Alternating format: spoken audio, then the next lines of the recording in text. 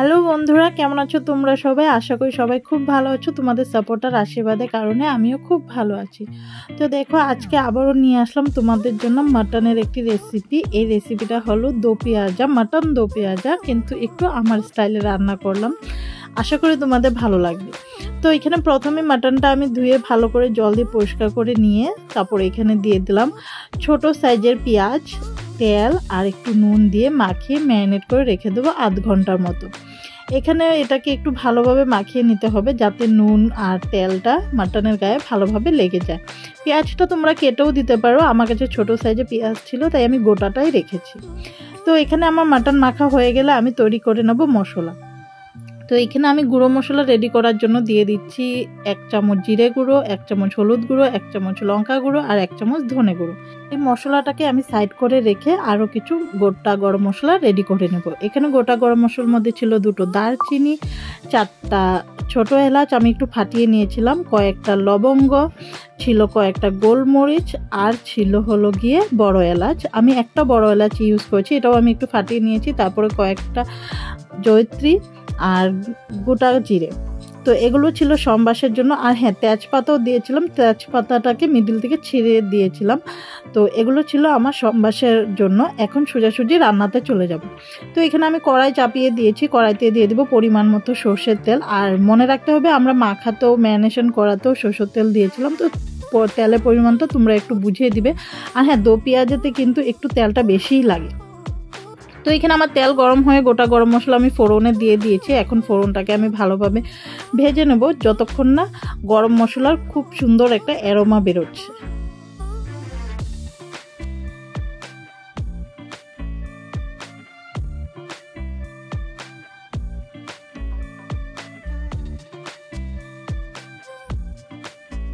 তো এখানে আমার ফোড়নটা ভাজা হয়ে গেছে আর খুব সুন্দর একটা গন্ধ বেরোচ্ছিলো। এখন দিয়ে দেবো কেটে রাখা পেঁয়াজ কুচি।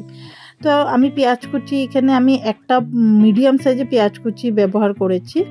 আমার যেহেতু মশলার গ্রেভি কম রাখবো আমি, তার জন্য আমি একটাই ব্যবহার করেছি। তোমরা পরিমাণ বুঝে কম বেশি করতে পারো। তো এখানে পেঁয়াজটাকেও আমি একদম ভালো করে লালচে করে ভেজে নেব একটু সময় নিয়ে। তো দেখো, এখানে আমার পেঁয়াজ ভাজা হয়ে গেছে। একদম খুব বেশি কড়াও করিনি, আবার একদম কমেও যায়নি। আমার যেরকম লেগেছিল একটু লালচে বাদামি করে আমি ভেজেছিলাম। এখন দিয়ে দেবো এখানে আদা রসুন বাটা। তো এখানে আমি 1 টেবিল চামচ আদা রসুন বাটা ব্যবহার করছি। তো এখানে আমি আদা রসুন বাটাটাকেও কয়েক সেকেন্ডের জন্য ভেজে নেব যাতে করে আদা রসুনের কাঁচা গন্ধটা চলে যায়। খুব বেশি ভাজবো না, ভাজলে একটা অন্য স্মেল আসবে। খালি হালকা একটু ভাজলেই হয়ে যাবে যাতে করে কাঁচা গন্ধটা চলে যায়।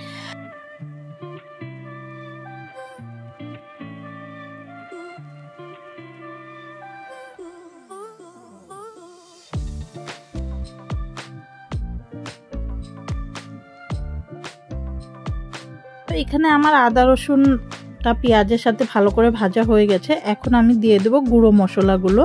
তারপরে এটাকেও আমি পেঁয়াজ আর আদা রসুনের সাথে খুব ভালো করে নাড়াচাড়া করে নেব।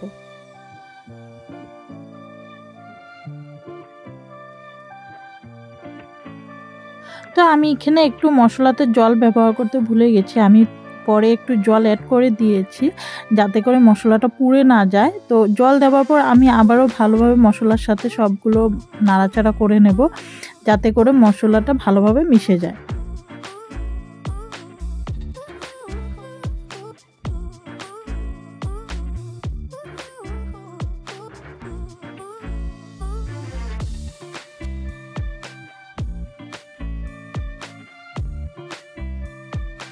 তো অনেকক্ষণ ধরে নাড়াচাড়া করার পর আমার মশলা থেকে তেল বেরিয়ে এসেছে। তারপরে আমি দিয়ে দিয়েছি ম্যারিনেট করা মাংসগুলো। তো এখন আমি মাংসর সাথে মশলাকে ভালোভাবে মিশিয়ে দেব যাতে করে সব মশলা মাংসের আর পেঁয়াজের গায়ে লেগে যায়।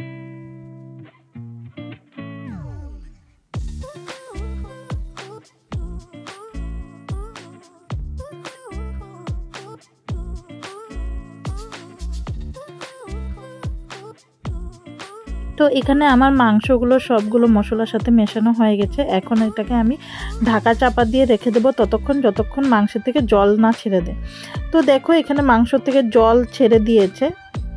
মাংস খুব ভালোভাবে ফুটতে শুরু করে দিয়েছে। এখানে আমি আবারও একটু ভালোভাবে নাড়াচাড়া করে দেবো, আর তার সাথে কিছু কথাও তোমাদের সাথে বলে নেব। তো তোমরা যারা যারা আমার চ্যানেলে নতুন আছো বা আমার ভিডিওটা নতুন দেখছো, তারা প্লিজ আমার চ্যানেলটিকে সাবস্ক্রাইব করে দিয়ে পাশে থাকা বেল আইকনটি ক্লিক করে দিও। আর যারা অলরেডি আমার চ্যানেলকে সাবস্ক্রাইব করে রেখেছো, তারা অবশ্যই ভিডিও দেখার পর লাইক কমেন্ট শেয়ার করতে ভুলবে না। লাইক করলে মোটিভেট হই, ভিডিও বানানো আগ্রহ বাড়ে, এটা তোমরা সবাই জানো। তো দেখো এখানে তোমাদের সাথে কথা বলতে বলতে আমার মাংস নাড়ানো হয়ে গেছে। এখন আমি আবারও ঢাকা চাপা দিয়ে কিছুক্ষণ রান্না করব। আর এভাবেই ঢাকা চাপা দিয়ে ঢাকা খুলে একটু লো ফ্লেমে রান্নাটাকে করতে হবে, আর একটু পরপরই নাড়াচাড়া করতে হবে যাতে করে মশলাটা নিচের থেকে লেগে না যায় বা পুড়া না লেগে যায়। তো এখানে আমার মাংসগুলো নাড়াচাড়া করা হয়ে গেলে এখন আমি যে আগে থেকে কেটে রেখেছিলাম আলুগুলো, দেখানো হয়নি, সে আলুগুলো অ্যাড করে দেব। হ্যাঁ জানি দো পেঁয়াজাতে আলু যায় না, কিন্তু আমার ঘরে আলু ছাড়া মাংস একদমই চলে না, তার জন্য আমি এখানে আলু অ্যাড করেছি। কিন্তু সত্যি কথা বলতে একটুকু খারাপ লাগেনি, খুবই ভালো টেস্ট এসেছে। আলুর জন্য ফ্লেভারটা আরও দ্বিগুণ বেড়ে গেছে। তো আলু দিয়ে মাংসর সাথে আমি আবারও একটু ভালোভাবে নাড়াচাড়া করে খুব ভালো করে মিশিয়ে ঢাকা চাপা দিয়ে আবারও রান্না করব কিছুক্ষণ। এই রান্নাটা পুরোটাই একটু সময় নিয়ে করতে হবে, লো ফ্লেমে ঢাকা চাপা দিয়ে নাড়াচাড়া করে করেই করতে হবে, তাতে করে মশলার যে ফ্লেভারগুলো আছে সেগুলো সব মাংস আর আলু আর পেঁয়াজের মধ্যে ঢুকে যাবে, তাতে করে রান্নার স্বাদটা হবে দ্বিগুণ। তো দেখো এখানে ঢাকা চাপা দিয়ে রেখেছিলাম, তারপরে আবারও খুলে আমি কিছুটা নাড়াচাড়া করে দিচ্ছি। এভাবেই কিন্তু আমি পুরো রান্নাটা চালিয়ে যাব।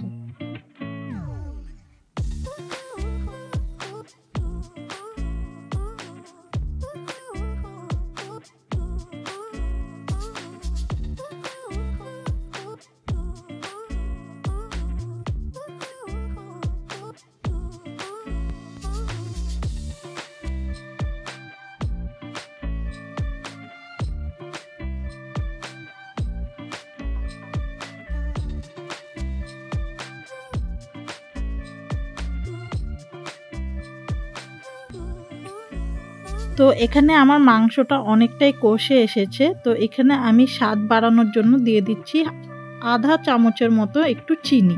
তো চিনি দিলে মাংসের স্বাদ কিন্তু অনেকটাই বেড়ে যায়, আর মাংস সেদ্ধ হতেও কিন্তু খুব হেল্প করে। তো জানি না কে কে মাংসতে চিনি ব্যবহার করো, কিন্তু আমি কিন্তু একটু করি স্বাদ বাড়ানোর জন্য, তাতে করে মাংসর স্বাদ ভালো হয়। তো এখানে নাড়াচাড়া করে আমি আবারও ঢাকা চাপা দিয়ে রান্না করব।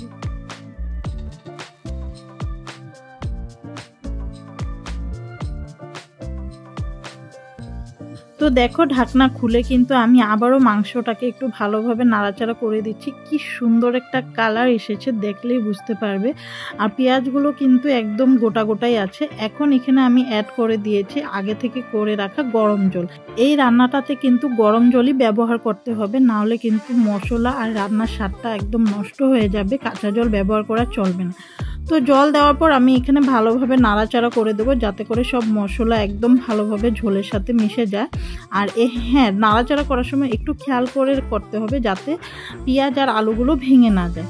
তো নাড়াচাড়া করে এখানে একটু ভালো করে বলক আসলে আমি আবারও ঢাকা চাপা দিয়ে 10 থেকে 15 মিনিট লো ফ্লেমে রান্না করব। তো ঢাকনা খুলে দিয়ে আমি আবারও একটু ভালোভাবে নাড়াচাড়া করে দিচ্ছি একদম আলতো হাতে। আর আমার গ্যাসের ফ্লেমটা কিন্তু লো টু মিডিয়াম আছে এখন। আর এটাকে একটু সময় নিয়ে রান্না করতে হবে। ঝোলটা কিন্তু আমার আরও সেদ্ধ করতে হবে। আমি গ্রেভি কিন্তু এতটা রাখবো না, দো পেঁয়াজাতে কিন্তু এত গ্রেভি রাখা চলে না। তো আমি আবারও ঢাকা চাপাতে দিয়ে 10 মিনিট রান্না করব। তো দেখো এখন আমার ঝোলটা অনেকটাই ফুটে এসেছে, অনেকটাই গ্রেভির থিকনেস বেড়ে গেছে। তো এই পর্যায়ে কিন্তু একটু ভালোভাবে নাড়াচাড়া করে দিয়ে তারপরে এই রান্নাটার মূল উপকরণ আমি অ্যাড করব একটু টেস্ট বাড়ানোর জন্য।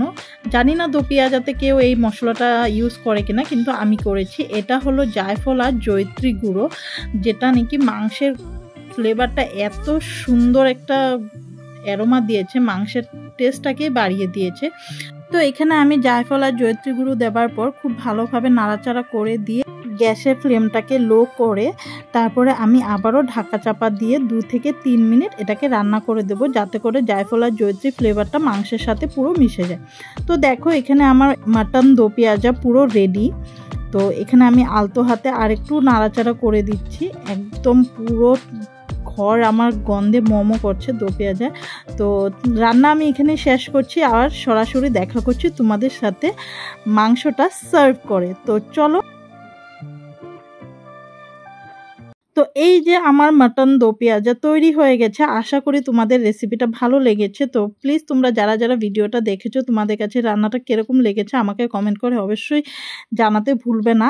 যারা যারা আমাকে এভাবে সাপোর্ট করছো, আমার পাশে থাকছো, তাদেরকে অসংখ্য ধন্যবাদ। ভালো থাকবে, সুস্থ থাকবে। নমস্কার।